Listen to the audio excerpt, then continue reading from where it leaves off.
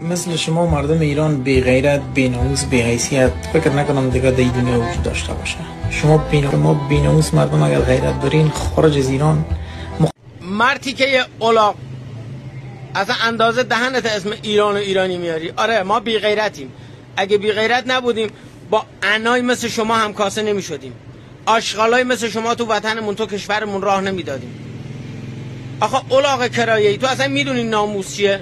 اصلا شما از کنار ناموس رد شدی تا حالا؟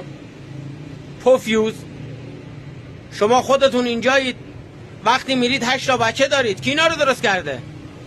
حرومزاده. چندین سال دارید نون و نمک ایرانی‌ها رو میخورید، این هم آخر عاقبتشه. ولی من میدونم آخرش نادر شاه رنگی پیدا میشه پدر دیوستون رو در بیاره. خجالت بکشید. اگه ایران و ایرانی نبود الان باید با گوه شل زرد درست میکردید میخوردید. اگه ایران و ایرانی نبود الان طالبان بلای سرتون رو برده بود، مرداتون هم مثل زناتون میزایید. الان فوش به ایرانی میدید.